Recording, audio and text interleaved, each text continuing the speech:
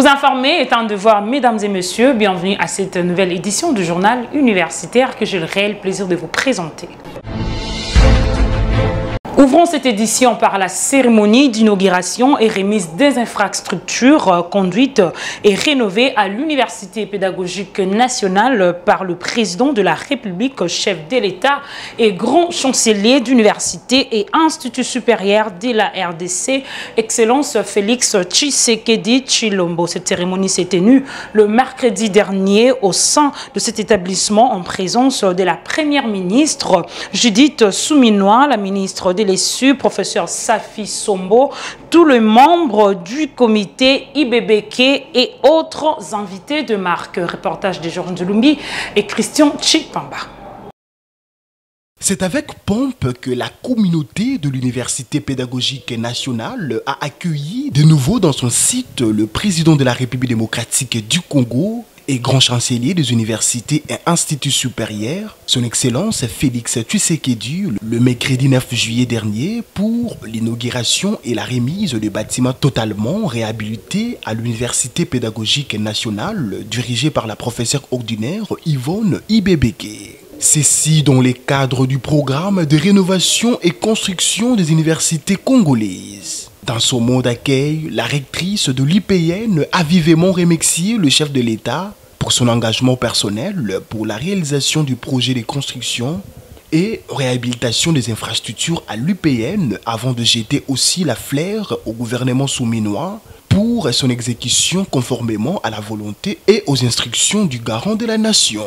Notre institution universitaire a été fondée en 1961 comme Institut pédagogique national, IPN en sigle. Il a changé de statut en 2005 pour devenir Université pédagogique nationale, UPN. Nous célébrons cette année le 20e anniversaire de notre université.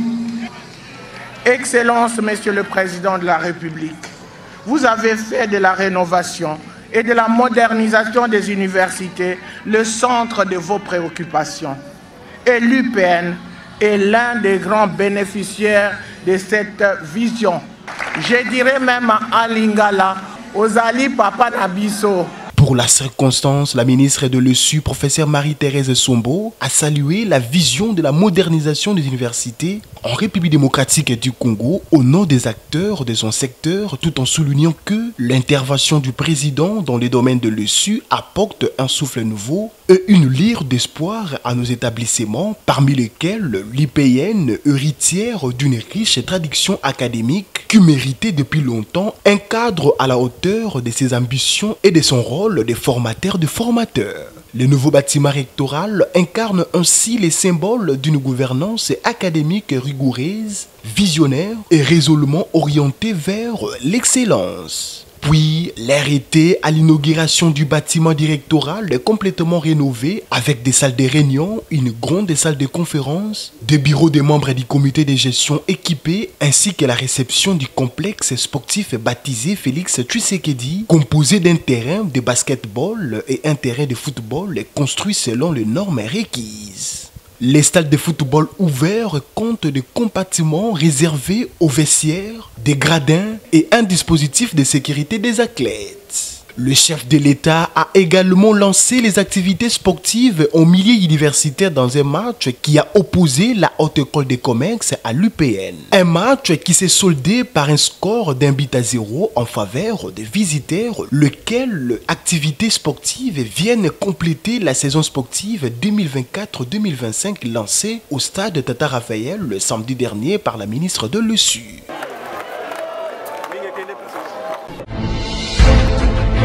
À la fin de la cérémonie, quelques upénières se sont exprimés en saluant les efforts du gouvernement souminois pour la matérialisation de la vision du chef de l'État. Ils sont tous au micro de Christian Chipamba.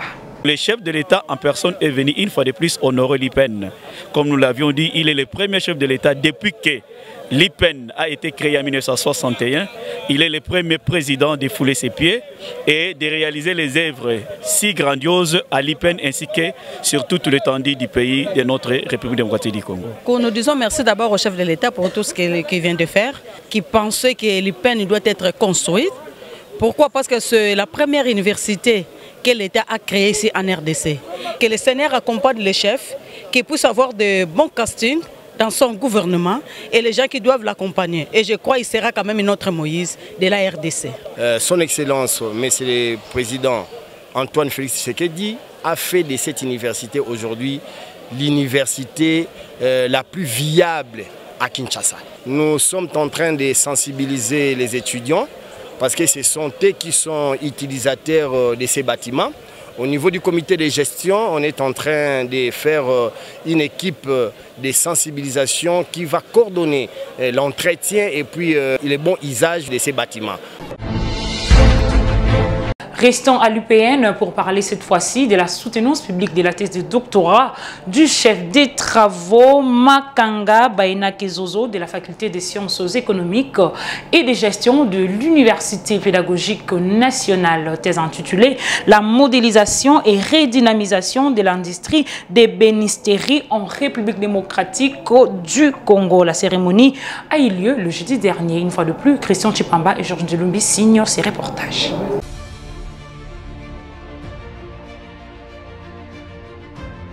C'est sur la mutation et redynamisation de l'industrie des bénisteries en République démocratique du Congo que la thèse de doctorat du chef des travaux Makanga Zozo s'est focalisée. En donnant la substance de son travail, le candidat fait savoir que cette réflexion était motivée par un constat malheureux du contraste d'un grand pays comme la RDC où 54% du territoire est couvert d'une des plus grandes et denses forêts du monde dotée d'une estimable essence de bois, mais dont le marché intérieur est inondé de meubles importés. Des surcroît de mauvaise qualité avec des défauts de finition dus notamment à la non-qualification des artisans pour manque de structures de formation fiables en cette filière, ce qui entraîne la fuite considérable des capitaux. Une situation néfaste pour une économie extravertie comme celle de la RDC et la menace d'extinction de l'artisanat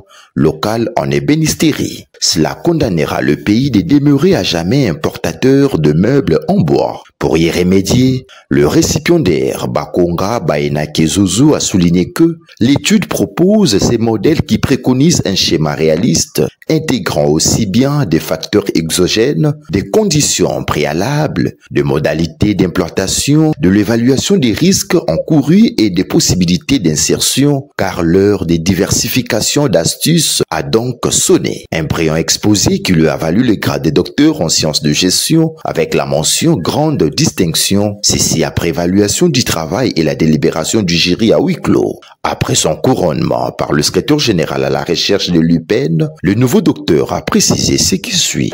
Mais ces meubles-là ne sont pas les meubles de qualité. Pourquoi? Parce que ce sont les meubles qui sont conçus à base de déchets et autres copeaux de bois, pour la plupart. C'est ainsi que nous nous sommes résolus de concevoir un modèle qui va permettre que nous puissions avoir localement une industrie, selon les modèles que je viens de proposer, laquelle industrie permettra de produire les meubles compétitifs qui rencontreront les préférences des consommateurs et cela réduira les importations de meubles et par ricochet, ça va résorber la fuite des capitaux et ça va créer les emplois à l'interne et surtout ça va stabiliser notre économie, pour ne pas dire ça va la renflouer.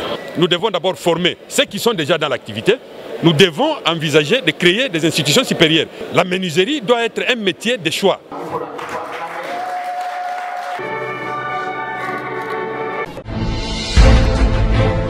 Toujours à l'UPN, le chef des travaux, Gédéon Kalomba, de la faculté de pédagogie et didactique des disciplines, a été proclamé docteur en pédagogie scolaire le jeudi dernier. Ceci à l'issue de la soutenance publique de sa thèse de doctorat portant sur la représentation sociale de méthodes actives et participatives chez les enseignants secondaires et leur bien-être subjectif. Étude menée dans la sous-province éducationnelle urbaine des Cabinda de 2021 à 2024. Suivez. Face aux mutations perpétuelles auxquelles le monde est confronté suite à l'évolution des sciences et technologies qui a affecté les secteurs de l'enseignement, comme tous les autres secteurs de la vie de l'homme, les spécialistes de l'éducation ont pu repenser les pratiques éducatives et mettre en place un ensemble de méthodes dites actives et participatives afin de placer l'enseignant dans les conditions méthodologiques qui lui permettent de donner une formation adaptée à ces changements, a rappelé d'entrée de jeu le chef de travaux Gédéon Kalomba en soutenant publiquement sa thèse de doctorat sur la représentation sociale des méthodes actives et participatives chez les enseignants du secondaire et leur bien-être subjectif. Étude menée par la sous-province éducationnelle urbaine des Cabinda de 2021 à 2024. Après enquête de terrain par le biais de 3 questionnaires administrés à 386 enseignants de quelques écoles, le résultat met en évidence que ces enseignants ne se sentent pas à l'aise lorsqu'on parle de méthodes actives et participatives, alors que les enseignants doivent avoir une bonne représentation sociale de ces méthodes comme susceptibles de contribuer à leur bien-être subjectif en leur félicitant l'atteinte des objectifs de leurs leçons, a insisté le candidat Gédéon Kalomba Kibambe. À l'issue de son évaluation et la délibération du jury à huis clos, l'impétron a reçu avec la mention grande distinction. De ces faits, le secrétaire général à la recherche de l'UPN lui a conféré le grade académique.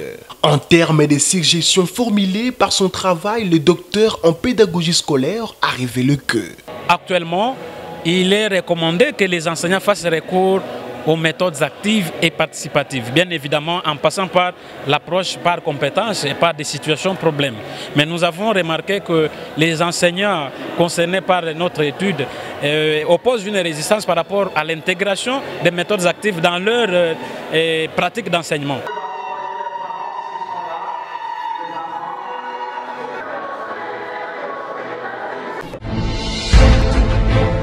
Poursuivons cette édition par ces communiqués qui nous parvient de la Haute École de Commerce de Kinshasa. Avis aux étudiants de la Haute École de Commerce de Kinshasa.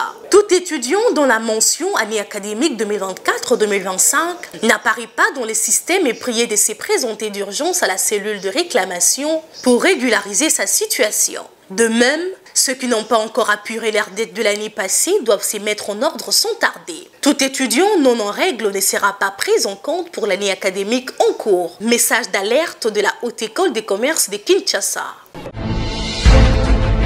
La faculté d'administration des affaires, sciences économiques et développement de l'université chrétienne de Kinshasa a organisé des journées scientifiques sous les thèmes stratégie de gouvernance et dynamique entrepreneuriale du 7 au 8 juillet 2025, envie d'ouvrir les horizons aux étudiants sur la créativité. Laetitia Kapinga et Juris Landou pour le détail. C'est durant 2 journées scientifiques tenues à la faculté d'administration des affaires, sciences économiques et développement de l'université chrétienne de Kinshasa que plusieurs scientifiques ont partagé les connaissances sur le stratégie de gouvernance et dynamique entrepreneuriale afin de booster les publics, enseignants et étudiants à un éveil de créativité pour aider la société congolaise à se développer. Plusieurs sous-thèmes ont été exploités, à savoir le rôle de l'incubation et de l'accélérateur de l'entreprise, contrôle parlementaire et bonne gouvernance, l'intelligence artificielle et autonomisation des processus économiques, corruption et investissement, crypto-monnaie et système financier traditionnel. L'un des orateurs, le professeur Ntsaman, a félicité l'organisation des 6 assises qui visent à transformer la mentalité de l'étudiant et leur pousser au management. Encourager et féliciter mon collègue pour les initiatives qu'il est en train de prendre pour revaloriser les systèmes d'enseignement de notre pays. C'est important que nous puissions vulgariser ça et introduire tout ce qu'il y a comme élément nouveau dans les systèmes de l'éducation chez nous pour transformer la mentalité, cesser de former des chômeurs en quantité industrielle par les systèmes transférés totaux de connaissances, mais transférer plutôt les compétences en adaptant la technologie moderne, universelle, à notre environnement culturel pour qu'on puisse avancer. Pour les recteurs de l'USEKIN, ces journées s'inscrivent dans la mission de l'université, celle de la recherche, la production et les services de la société. C'est ainsi que nous avons résolu d'organiser ces journées scientifiques qui sont vraiment pragmatiques et qui contribuent surtout à aider nos étudiants à ne pas devenir seulement des caisses de résonance des enseignants et à répéter comme des perroquets ce qu'on déverse dans leur tête, mais qui deviennent aussi des producteurs eux-mêmes. C'est-à-dire nous voulons changer un peu la mentalité des étudiants qui n'étaient que des receveurs, afin qu'ils deviennent eux-mêmes des initiateurs et des producteurs pour développer leur autonomie tout en développant aussi la société. Ouvertes à tout public, ces journées ont été un succès pour les départements et un réconfort pour l'assistance. Notons que les étudiants ne doivent pas seulement recevoir, mais ils doivent être en mesure de produire pour être utiles dans la société. L'université et savoir au service de la communauté, enjeux, tensions et perspectives. L'avenir du service learning en République démocratique du Congo, c'est le thème de la journée d'études sur les services learning organisée par le projet Amorce, mise en réseau par les 3 universités congolaises, Université de Kinshasa, Université Congo et celle de Mbuji-Mayi en collaboration avec l'Université catholique de Louvain. La cérémonie a eu lieu dans la salle de promotion de la faculté polytechnique de l'INIKIN. Elika Kiakou pour les commentaires. Je ne sais pas s'ils sont dans la salle. Réunir le monde universitaire autour de l'engagement communautaire a été l'ambition portée par la journée d'études consacrée au service learning, organisée mardi dernier à Kinshasa par le projet Amorce placé sous les thèmes Université et savoir au service de la communauté, enjeux, intentions et perspectives. Cette rencontre s'est inscrite dans le cadre du projet Amorce mise en réseau entre 3 universités congolaises notamment, Université de Kinshasa, Université Congo et celle de Mbuji-Mayi en partenariat avec l'Université catholique de Louvain. Les travaux ont été ouverts par le modérateur du jour avant de céder la parole à des figures majeures du projet. Adim Bouyi, coordonnateur régional du projet, Stéphanie Merle de Louvain Corporation, professeur Jean-Pierre Asquin, titulaire de la chaire 1 Ethical Service Learning. Ouvrant les balles d'échange, le premier exposé a été présenté par Carole Mbé, permettant de poser le fondement théorique du service learning, un dispositif pédagogique alliant apprentissage académique et action communautaire. Puis, s'en est suivi de l'intervention du professeur Marcel Mbiangangou qui a mis en lumière les potentiels de transformation sociale des étudiants congolais engagés dans l'ère millier. L'assistant Christian Touminimo a, pour sa part, exposé l'apport du centre d'appui pédagogique et numérique de l'Université de Kinshasa dans la mise en œuvre de cette approche innovante. Les échanges avec l'auditoire ont été nourris et dynamiques, ponctués par l'intervention de Madame Rita Kapinga, qui a approfondi les pistes de réflexion autour des pratiques pédagogiques engagées. Après une pause café, les discussions ont repris autour d'autres communications témoignant d'un intérêt croissant pour l'ancrage des universités dans leur environnement socio-économique. Clôturé dans une atmosphère de partage et de convivialité, Cette journée a réaffirmé l'importance des services learning comme levier d'un enseignement supérieur plus éthique, inclusif et connecté aux réalités locales. Le service learning, comme je dis, c'est une pratique pédagogique, mais ici ce qu'on a mis en place, c'est avec le soutien de l'ARES, mais entre 4 universités. Donc il y a l'université Congo, l'université de Mbuji-Mayi, l'UNIKIN, l'université de Kinshasa et l'UC Louvain à Louvain-la-Neuve. On a eu envie d'en savoir plus sur les pratiques, on ne va pas dire de service learning, mais les pratiques en fait qui rassemblaient un peu ces caractéristiques-là, de pratiques de terrain, de contact avec la communauté, de service à la société, ici au Congo, de savoir qu'est-ce qu'il y avait déjà dans les universités, de faire une cartographie en fait des pratiques des enseignants du supérieur en relation avec l'université et les acteurs socio-économiques de terrain. L'Agence nationale de l'électrification et des services énergétiques en milieu rural et périurbain en Sœur poursuit son bon chemin. Après l'INIKIN, c'est le tour d'Elista, d'où une matinée d'information sur l'électrification rurale en RDC a été organisée le jeudi 10 juillet dernier dans la salle des promotions de l'Institut supérieur des techniques appliquées. Cette cérémonie s'est déroulée en présence du monsieur Kaouli Bititi, Anaclé, le directeur général d'Elista, Israël Mwanza et Elikia Kiakou pour les détails. RDC, je ne sais pas s'ils sont dans la salle.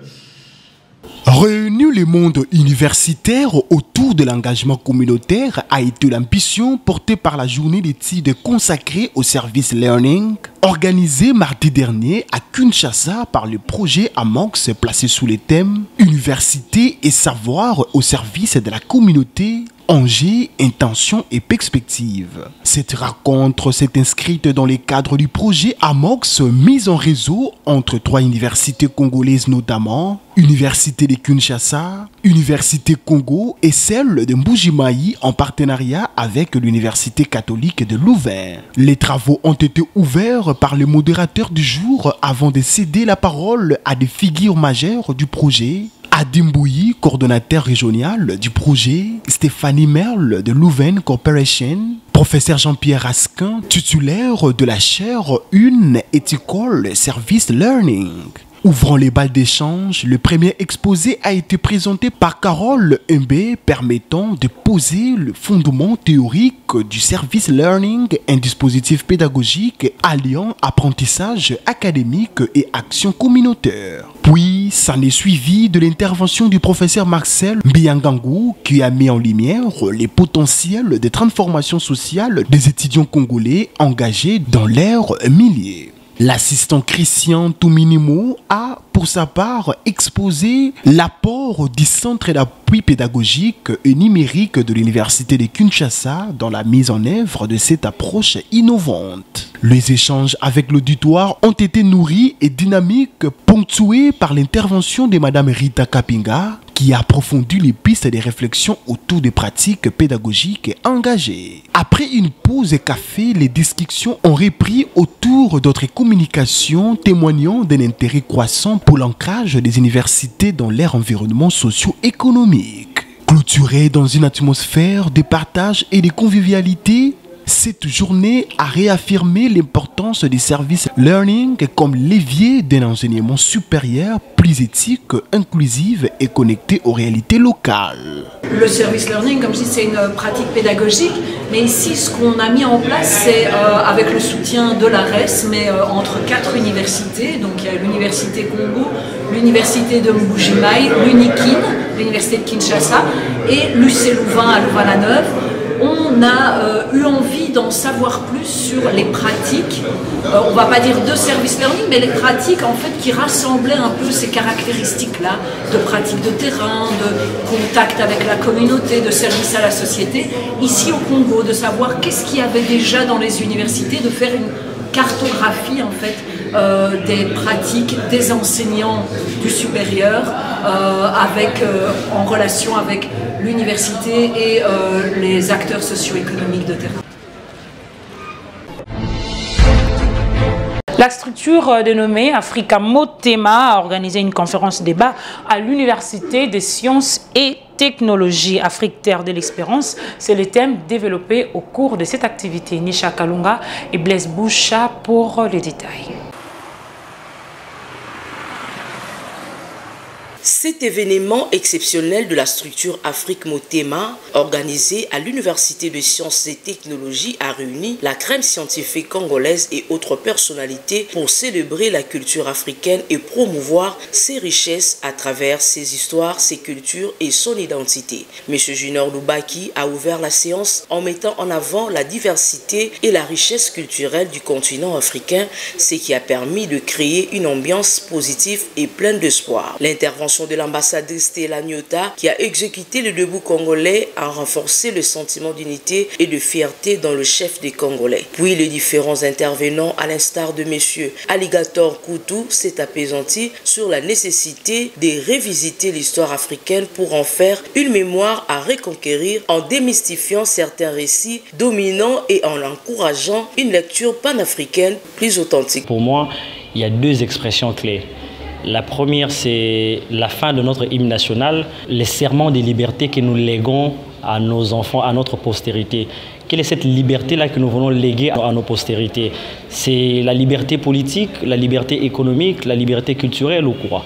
La deuxième expression pour moi, c'est que vous connaîtrez la vérité et la vérité vous affranchira. L'objectif pour nous, c'est promouvoir les valeurs culturelles au sein de la jeunesse. Tatouka Bongo a quant à lui souligné l'importance de l'identité culturelle chez la jeunesse entre héritage et modernité, ce qui est crucial que la jeunesse africaine puisse s'approprier ses racines tout en avançant vers l'avenir. La jeunesse qui aspire au panafricanisme puisse développer la curiosité d'apprendre. Parce que tout ce que nous devons apprendre est déjà autour de nous et il nous suffit juste d'ouvrir l'œil pour les dénicher.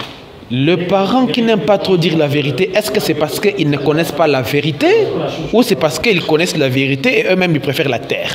Je ne pense pas qu'ils la connaissent. Je pense qu'ils ne sont eux aussi malheureusement que le relais des choses qu'eux aussi ils ont appris. Hélas. On demandera aux parents eux aussi de développer la curiosité, de désapprendre pour réapprendre, en vue que nous puissions offrir à notre jeunesse une éducation à la hauteur de ce que l'Afrique attend. Madame Bénédicte Abdallah a également enrichi cette réflexion basée sur le leadership et l'engagement des jeunes dans la construction de leur identité. Ici est de noter que l'objectif principal de cette conférence est de permettre à la jeunesse africaine de connaître ses origines, de démystifier certains aspects de son passé, mais aussi de porter fièrement sa culture.